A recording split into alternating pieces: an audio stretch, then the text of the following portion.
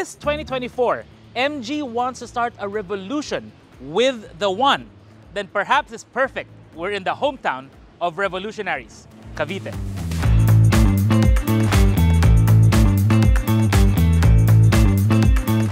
Before we continue, guys, if you found this video useful, please drop a like and don't forget to share this to someone who's looking at any of the cars we are reviewing.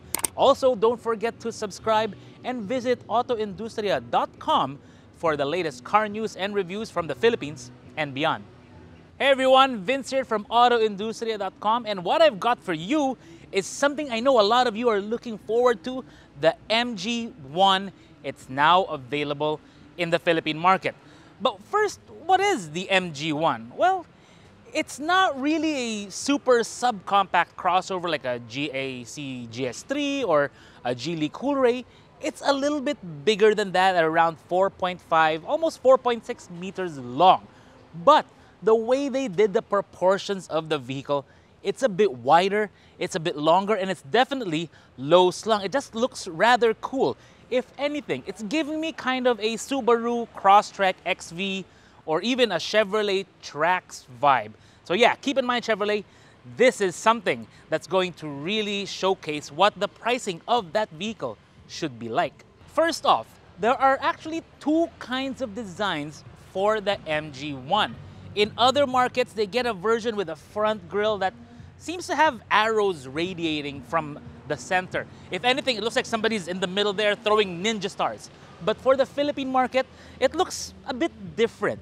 So they're going for this look. Hopefully they bring in the sharper look of that other one because, yeah, I feel it's kind of striking. But still, when you look at the car, it looks fantastic in this shade of orange. Again, it's kind of giving off a Crosstrek XV vibe with the shade of color that they went for in this model. But when you try to look at it around, they really nailed it with the look, the proportions, this long hood, the sleek, steeply raked windscreen, the blacked out roof, the silver roof rails. It just looks fantastic. And even the wheels they selected look really good on this car. Now you see what I mean with the way they did the proportions of the vehicle.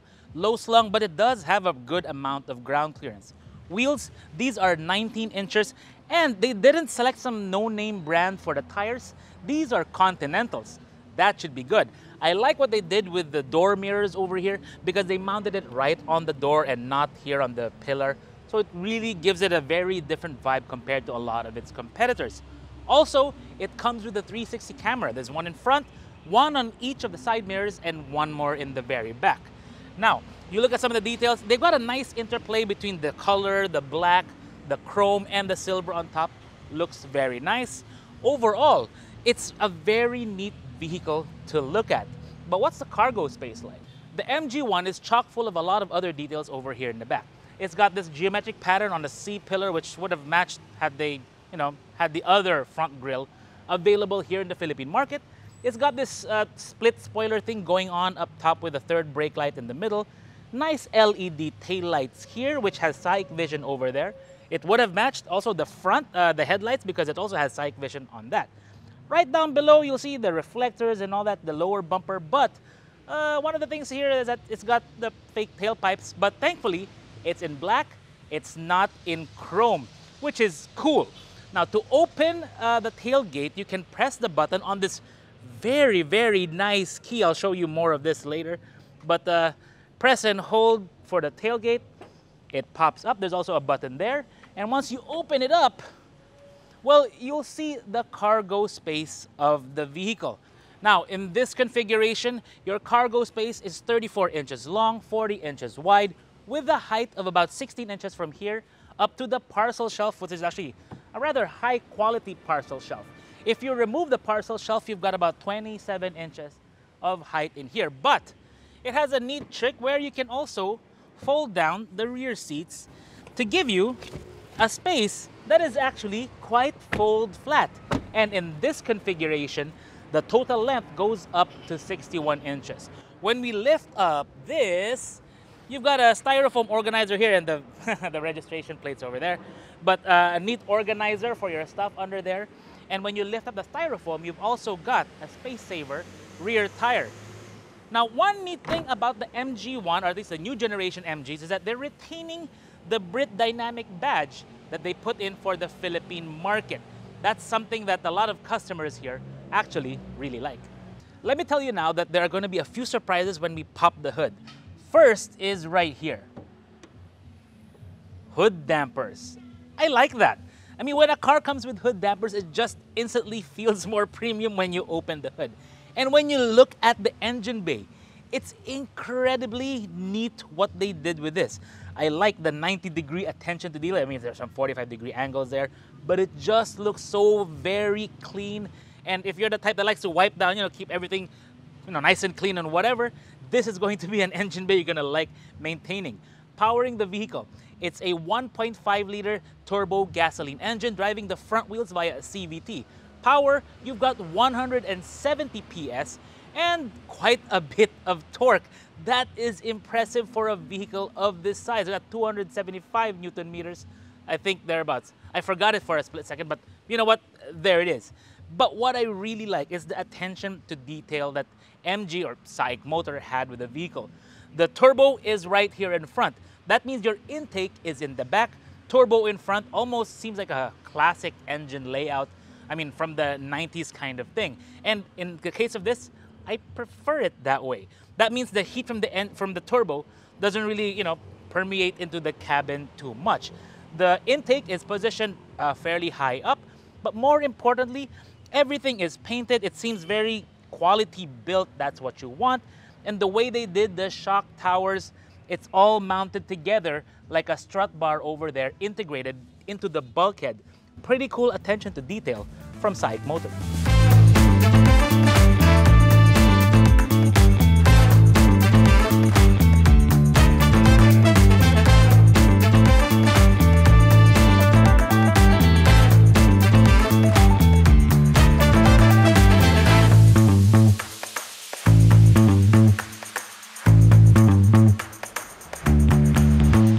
The rear seat of the MG1, it is nice because it's got quite a bit of room for something of this size. Now, I am not a tall individual, so me sitting in here is very comfortable. But if you're a little bit taller, you do have a bit more clearance up here, which is nice because you do have a sunroof and they have to make space, or at least consume a little bit of the ceiling space to be able to accommodate the mechanism for that. But still, once you're here, you're seated, it's nice. The cushioning is good. You've got a center armrest with 2 cup holders. It tucks away if you don't need it or if someone needs to sit in the middle. And then the floor, it's relatively flat. Come on, take a look. Take a look at how the floor is. It's relatively flat over there, which is good. You've got a USB outlet there. 2 AC vents over here, which is pretty much controlled from the front. Power windows, nice door handles. Your own little light up there. It still has a plastic. This car is very, very new. And then, on the seat backs, this is what I like. If you notice, my phone is up here because it's got pockets for everything. 2 smaller ones here, same on the other side, 2 bigger ones there, and I can use this for my phone. I kind of wish it had a little slit in here so I can run a cable up to there. Saan yung kutsilyo? I still remember that day 5 years ago when I first stepped inside a Geely Coolray. And also last year when I stepped inside the GAC M-Zoom, I remember my reaction was like, wow, what an incredible interior. And for 2024, I think the MG1 is it. Because, wow, look at that dashboard. I mean, it just looks so neat and clean and anything else you may want to include. Actually, it still has the plastic over here. So why don't we peel that, toss it over here, peel this, toss it over here. And I'm going to put fingerprints all over this later. So, the materials that they used, it all seems high quality. I mean, they have this brushed, it's plastic, but it looks like brushed aluminum. It's really fantastic. Same with here, the little chrome or maybe even satin over there. The leather they chose for the steering wheel, for all the surfaces, very nice. By the way, it has a flat bottom and flat top steering wheel with buttons on either side. More on this later. The dash top, you can see that it's got kind of 3 screens. One on the left, one in the middle. Well, not really a screen here. This is more like a panel. and then another here in the middle, which is the touch screen over here. Same with this one. Yeah, there you go. And right behind it, you see how it's mounted. It looks like a gaming setup you may have at home for like a triple screen if you want to do COD or that kind of thing. And then you have the dash top. It's soft touch. It's very good. And then you have your AC vents down here, your controls for your air conditioning over here. And then you have the center panel, which, by the way, let's get out of the way. A compartment here. You've got two cup holders over here with a lid over there. Then you have parking brake, your electronic parking brake, auto brake hold, hill descent control. Your start-stop button is here. It's not on the dashboard. And then your transmission control here. But if you notice, there's no shifter, or at least it doesn't look like there's a shifter, but there is. It's this one. This is not an armrest. This is not a wrist rest like you have using your mouse. This is your shifter control. So to put it in drive, step on the brake. It goes into drive. Put it into reverse. It goes right there. You can put it into park. And by the way, when you put it into reverse, the camera system comes up. So the camera system of this, it's a 360 camera system. You can set it the way you want it, like depending on what you need. So right now, this is the reverse cam. Let's try the front cam. It has that as well. And then you can, it's also responsive to the steering. Again, the door is open, so we can't really show that bit. But you can also select right here the front view. Again, door is open, which is why it doesn't look right. 360 view, or sorry, the panoramic front view. The 3D view, by the way, is also, let me try that again. You know what? I'll try that again a little bit later. But it has a neat, a very, very neat 3D view. Let me see if I can even pop it up again. There you go. So 3D view over here. Put it into park. There, summer. There you go. So it gives you the 3D view of the vehicle, which is really, really cool. I think I have to adjust the color of the vehicle because that's not the correct one.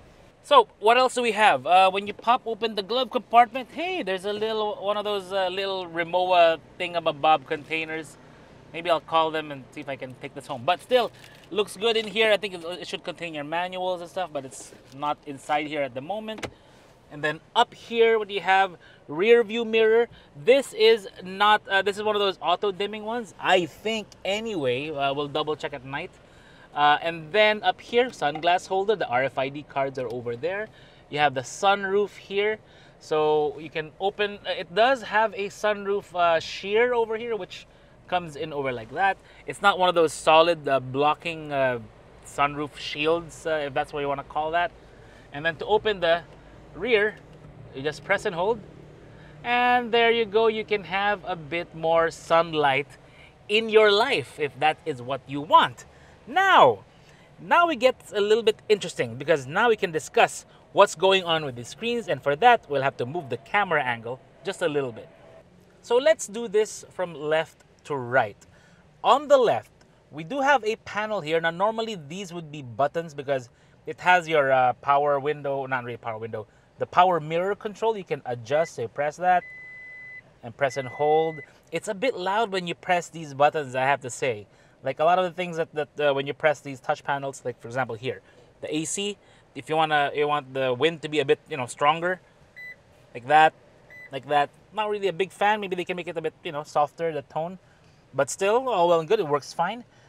Your rear fog is right here, right? The headlight controls are there, but you also have the headlight stalk over here.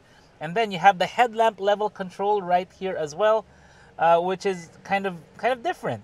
So let me turn on the headlights now. There you go. And then you can adjust it however you want, how high you want it to be. It'll really just show up at night.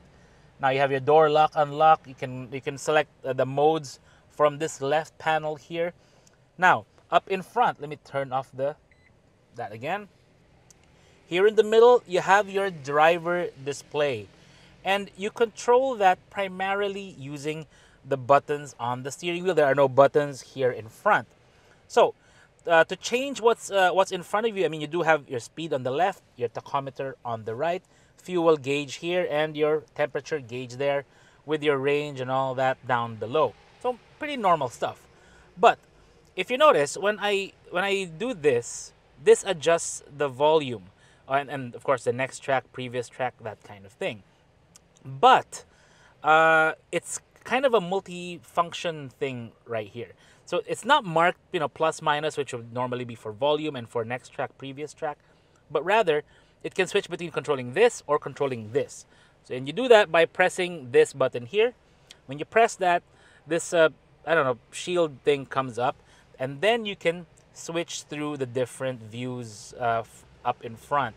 So this is your primary driving display, and on the left side you have your cruise control buttons and the voice command button. So if I press this, well, it won't activate ACC, meaning adaptive cruise control.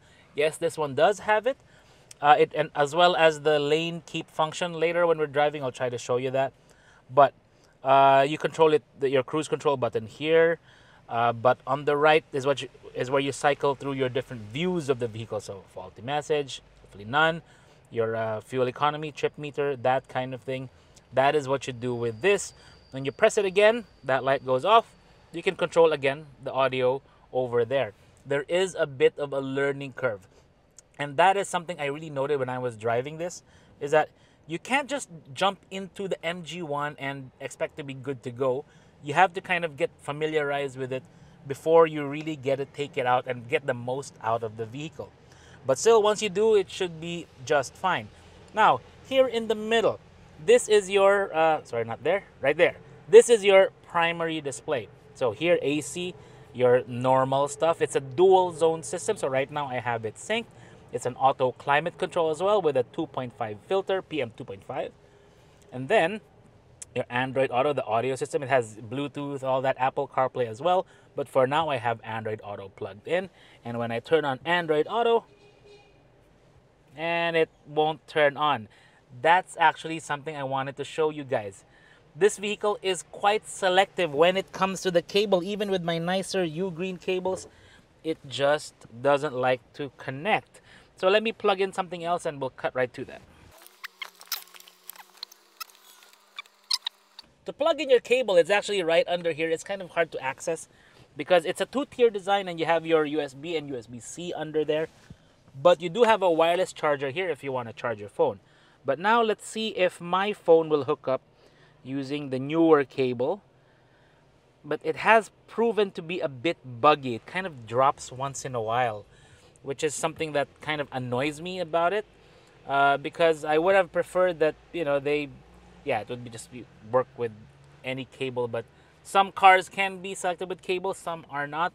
So you'll have to test out your cables to see if it works. And once you're here, it actually works fine, which is nice. So that's pretty cool.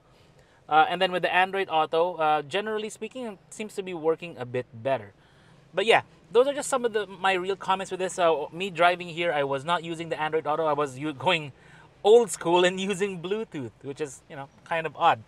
But still, let's take it out on the road and see how this MG1 feels. And spoiler alert, I really like the way this drives.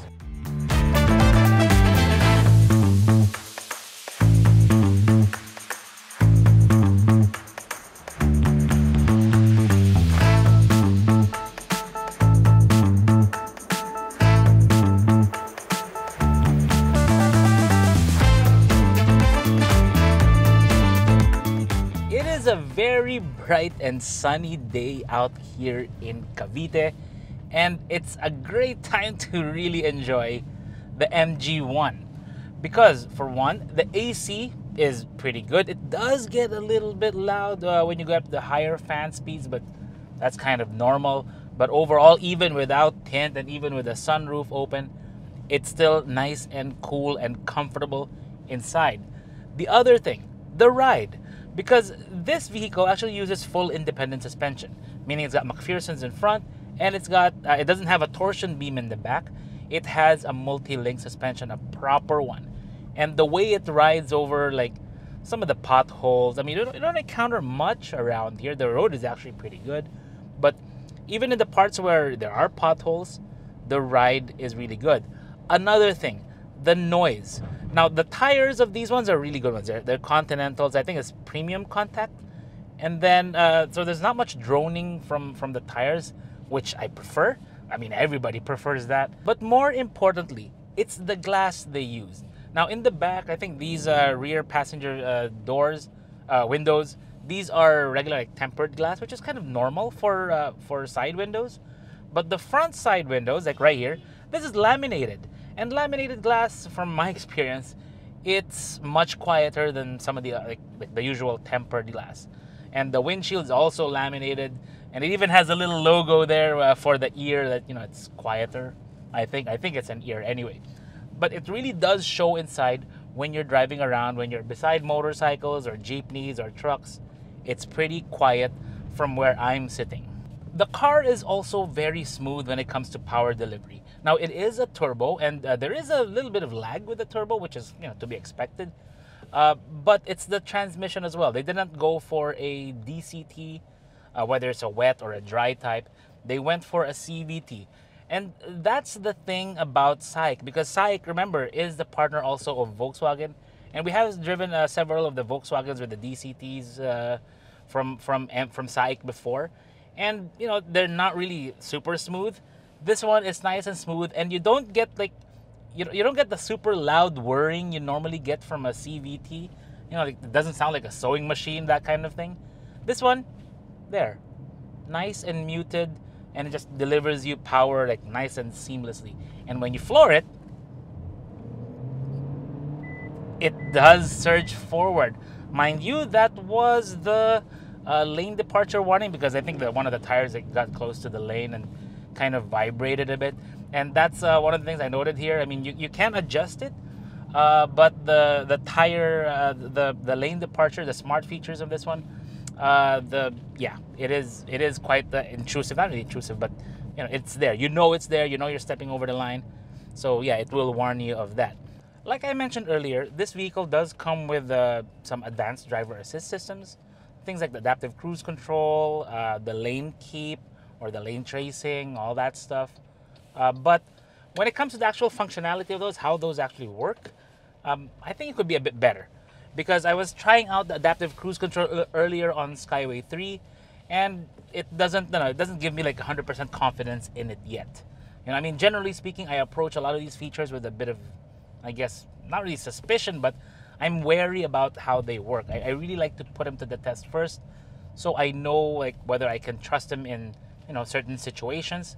This one, I'm not sure if I would use it yet, because it did a near, you know, full emergency, not really emergency brake, but a pretty strong brake on me earlier while I was using the ACC on Skyway 3.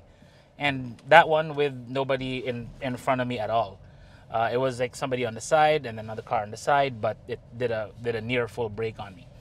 The other one is the lane keep system, or I think it might be the lane tracing assist, something along those lines, the lane centering. Because even the guys at MG Philippines, they're not sure if it has any, but for some reason earlier when I activated it and this green steering wheel button, steering wheel icon on the screen was activated, it was trying to follow the lane, albeit it was kind of, you know, favoring here to the right, which is, you know, odd for a car. But still, I think they need to do some fine tuning with that. But thankfully now, the Android Auto is working, you know, flawlessly. I hope I just didn't, you know, jinx it all that much. As for fuel economy, in the city I was getting around 10.5 easily, no problem. So long as you're modulating the throttle well, you'll be perfectly fine in this. Of course, there's only me in the car, so keep that in mind. On the highway, most of my highway driving has been the provincial kind. So when I'm driving it around, I was averaging very, very easily, average speed of about 50, doing around 14 kilometers per liter. On the highway, don't be surprised if you're getting around 16 to 17. All in all, apart from the Android Auto and the ADAS features, or at least the way they can fine-tune that, my experience with the MG1 has been a very pleasant one. And that says a lot, because my experience with SAIC products, whether it's Volkswagen, you know, when they switch over to Volkswagen from China and the Philippines, and then Maxus, and then some of the older MGs as well, has been hit or miss.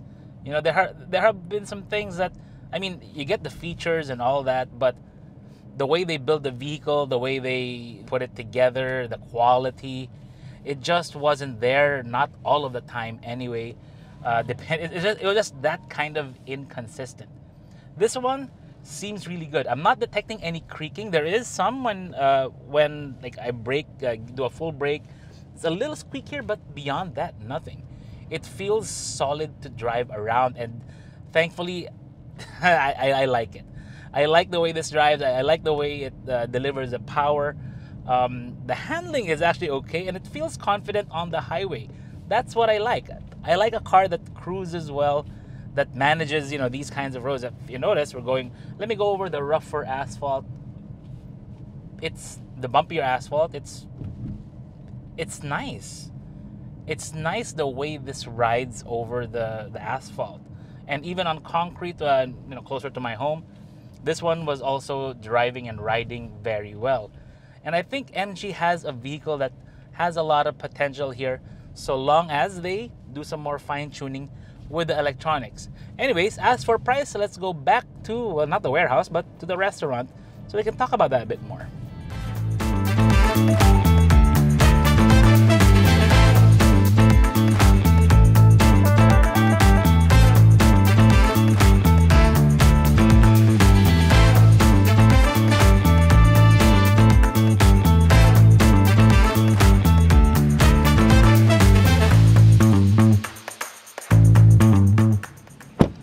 MG1, I think, represents a very strong flex from SAIC Motor Philippines. A lot of the things they did with the vehicle are really, really good. There are some things they need to work on, particularly with the electronics. I found quite a few glitches with the cable for the Android Auto, some of the learning curve with the steering wheel.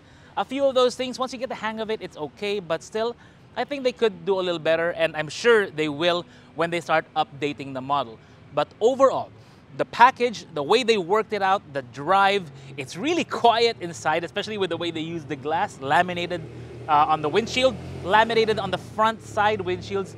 That's pretty cool for a vehicle of this price. And speaking of price, the retail price of this is 1.458888 million.